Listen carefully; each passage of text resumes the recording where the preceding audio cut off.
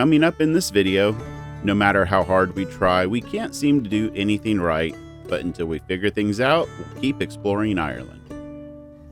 Welcome to a video from Ireland in our European van life series. We are Ben, Rebecca, and Lucia. In 2021, we shipped our 4x4 camper van Denny across the Atlantic in search of new experiences and adventures. Welcome to the journey.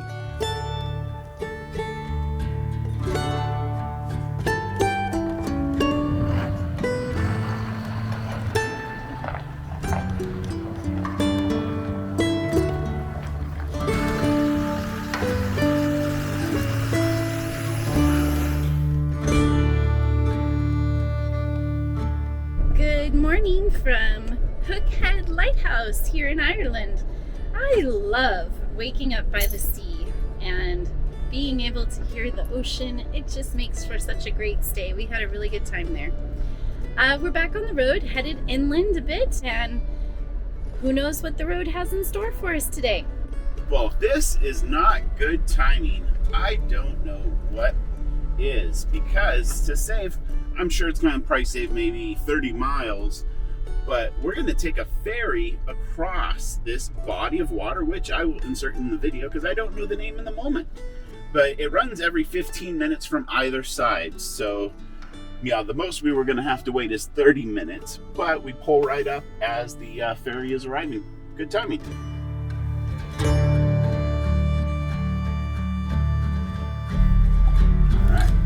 right.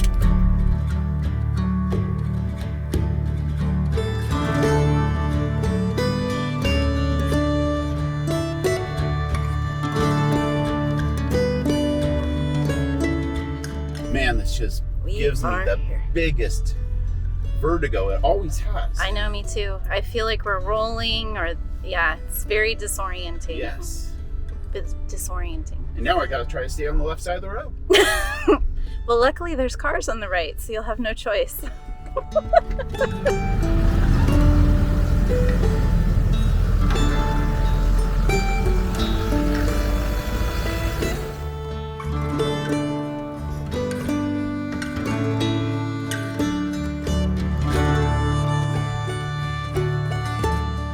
We have taken a little detour away from the coast to head inland for something. And this detour is probably about 20 miles in and 20 miles out. And I really hope it works out because we're coming up here for three things. One is an optical illusion. Two is a campsite on Park for Night. And three is supposedly some really cool waterfalls. You know, there's always an element of risk, and might as well just go forward and see what we can find.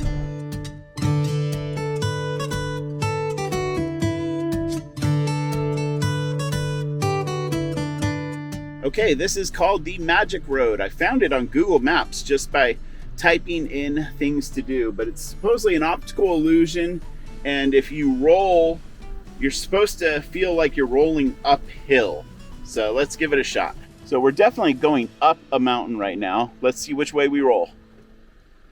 All right, maybe Earth is settled, but did it feel like we were rolling uphill?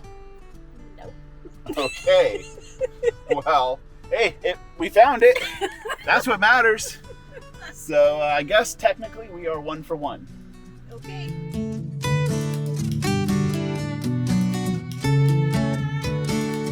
Well, there's 3 places on Park for Night that we can choose from up here.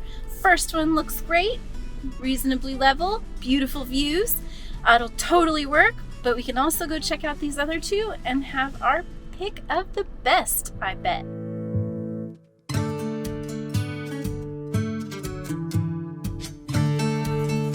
Spot number 2, a paved parking area for the walk to the waterfalls. Unfortunately, right at the trailhead for the waterfalls, it says no dogs, obviously because there's all kinds of sheep here. But this would, it's not perfectly level, but it would totally work for us.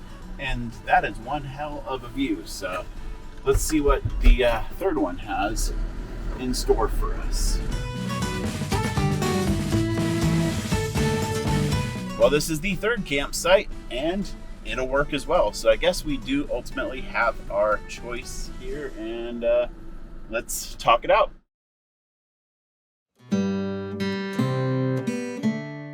All right, we found our spot for the night and we chose spot number 1. Number 3 was a little too small. We would have had to park kind of parallel to the road, and that would have taken like 4 parking spots for cars. That didn't seem fair, especially since a Saturday is tomorrow and there's probably gonna be some people out. Number 2 was 5 degrees off level. And I can say so far, the only illusion I've seen today is some of these campsites when I was saying, oh, that looks kind of level. So we opted for number 1. We're off. I'm just gonna say this is only gonna be for the night, but it's like 5:30, 6 o'clock, and we don't feel like hunting out something else. So we're gonna put up with a 2.5 degree of not being level. And well, it is what it is, but once this wind dies down, hopefully in the morning, I would like to send the drone up, and who knows, kind of a bummer that we can't take Lucy on a hike to the waterfall though. So we're gonna call it a night and we'll see you in the morning.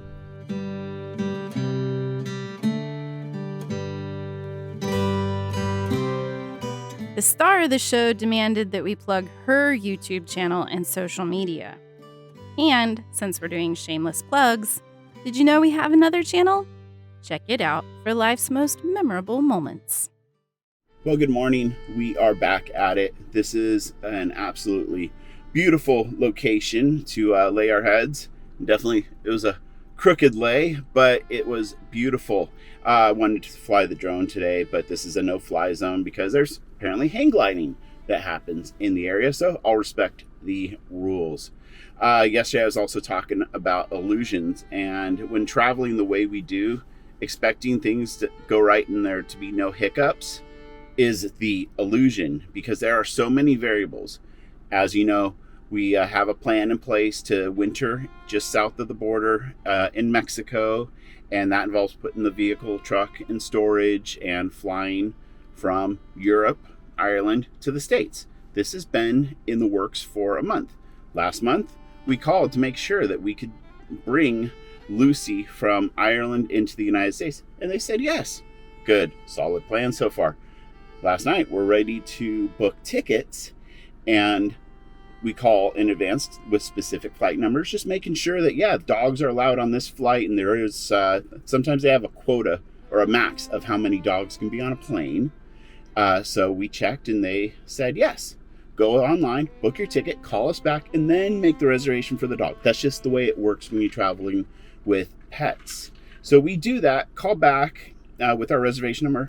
Person says, no, you can't bring a dog from Ireland into the United States. And it's this weird thing that I'm going to let Rebecca say. I think most of us know that you can't fly dogs in and out of the UK in the cabin. They'll let you do it with cargo. But I did a lot of research a month ago to see if Ireland had the same rules, and it didn't seem like it. There were a few airlines that wouldn't fly dogs, but that's normal. At all, they don't fly dogs. So I thought that we were okay. But the airlines that we were looking to fly with advised that Ireland is like the UK, Australia, Hawaii, and a couple of other places where it's really hard to bring the dog back into the country because they are really strict since they're an island, and so they just don't fly them in and out of here at all. So luckily we got our flights that we had booked refunded, because there's that 24-hour cancellation policy, grace period, and we're redirecting. Well, who wouldn't be a little wound tight after going through all this? And we need to decompress, and the perfect way to do that is to take a walk. And conveniently, there's a beautiful waterfall up here.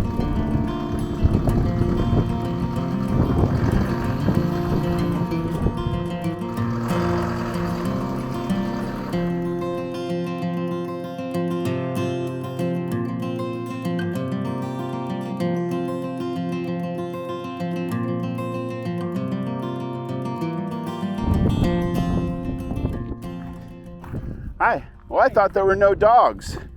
That's why we got ours in the bag. Can she be out? She can be on a leash? I think it should be on a leash. Off the sheep. Yeah. Yeah, that's the only reason. Okay, so only on a leash, not no dogs at all. Oh, plenty of dogs. Okay. On a leash. On a leash. Okay, thank you. Not at all.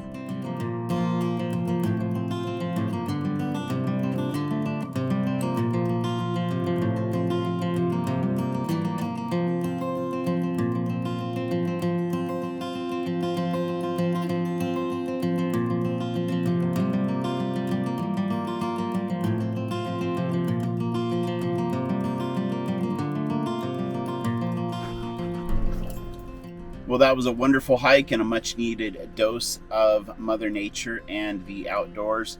So, working off our previous conversation, we're now in like this limbo pattern because there's a chance we're going to have to find our way to France, and that could involve ferries or planes and driving. And so for now, instead of working our way towards Southwest Ireland, I think we're not going to go any further west right now until we know exactly what we have to do so we can go get back to the States and spend a winter living on a beach in Mexico.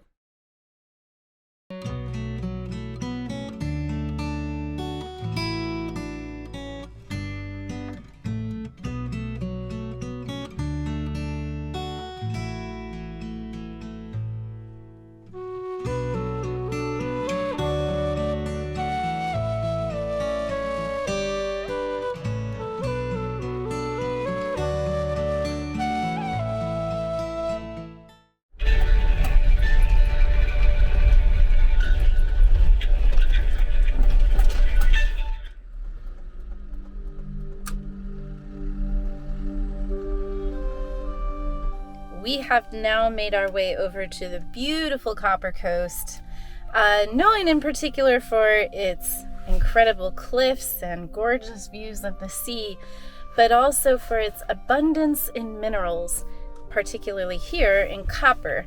And back in around the late 1800s, this region was at its peak. There were actually some 1,200 people working at this copper mine, and it is now part of a UNESCO Global Geopark, which it's one of 3 in Ireland. Needless to say, some unique historical context, and most importantly, stunningly beautiful. Well, given the circumstances, I think we have made a decision. And the decision is to eliminate the variables of trying to get on, off, and back on a country that is an island, because they are always challenging, by taking the ferry to Wales, driving across Wales and England, maybe taking another ferry off of southern England to France, or the Eurotunnel. We haven't gotten that far yet, but one thing that is as for sure can get in for us is France is fairly cut and dry when it comes to flying in and out of their country with dogs. It is known to be one of the easier ones and more pet friendly, let's just say that much. So since we're going to be heading that direction, and the ferry we just booked is in 3 days, I don't necessarily feel the urge to go all the way back west towards like Ringakerry. And sadly, we're talking about illusions. It's an illusion that you'll be able to see everything in a country. When you visit here, there's always going to be more. And Beck said it in a video months ago, but the best compliment you can give a country is that it left you wanting more. And Ireland has definitely done that for us. So we are going to not head any further west and start working our way east and see where we can probably just park for the night. Make it simple and make some dinner.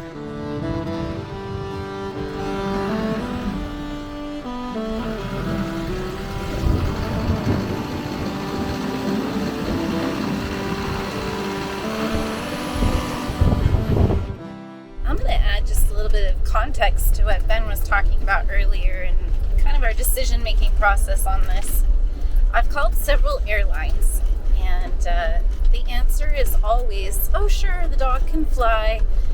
You just have to book your ticket and then call back and we'll book the dog. The problem is Ireland seems to be unique about allowing air travel with pets, particularly in cabin. And our experience was we booked and we called back and they wouldn't let us book the dog. So now we have $1,300 tied up in waiting for refunds, and we still have to go ahead and book some other airfare. The fear is that even though the airlines now, this other one has said, oh sure, yeah, you can fly out of Ireland, they won't specifically check on Ireland. And we're afraid that the same thing will happen again, and then we'll have that much more money tied up in refunding plane tickets, or that we'll get to the airport that day and they'll be like, sorry, you can't do this. It just seems like the safest thing to do to make sure all three of us go home together is just to go somewhere where we know that she can fly with us. And France is typically known to be the best place to fly in and out of Europe with your pets. So it might seem crazy to people watching, but the logistics of making all of this happen and following all the guidelines and all the red tape in every country you visit, just you get to a point where you don't want to take risks, or you can't afford to take any more risks because you already have money tied up in getting refunded for what you didn't know was a risk, but you took it anyway. Anyway, just thought I'd share that with you. Well, this is the first place we found on Park for Night. It's a quite nice little hole out, but there is one thing. We are downwind of a dairy farm right over there, and needless to say, it smells very, very ripe. So I don't necessarily want to be breathing this all night long. Like we moved the truck to get in position. It's bad. Let's keep on going down the road.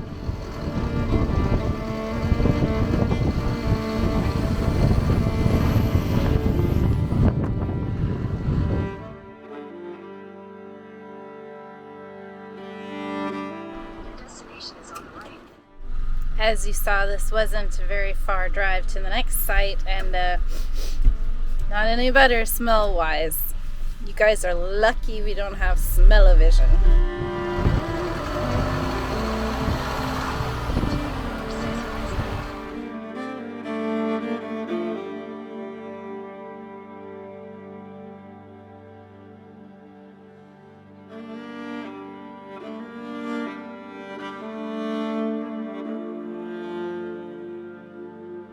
Well, the third potential campsite for the night is in this town. I'm going to probably mispronounce it. Tremor, not quite sure. It's kind of right in the tourist district, which would be great. But there are parking barriers on all of these lots here, and that's just problematic when you're over 10 feet tall. And there's also been mixed reviews, like people getting, the knock at like 10 o'clock at night. So it was a gamble or a long shot for this one, but we will go to the next one. Well, this was the other option, the football fields, but as you can see, it's quite busy, so I don't think we're gonna find a place to park here today. But now we're in a position where we're gonna end up going to a sure thing. We actually passed right by it at the beginning of this video. How ironic, it comes full circle. And it's just going to be a spot for us to park for probably a few days and just prepare for this next chapter. So let's focus on the road and go find a place to park this beast.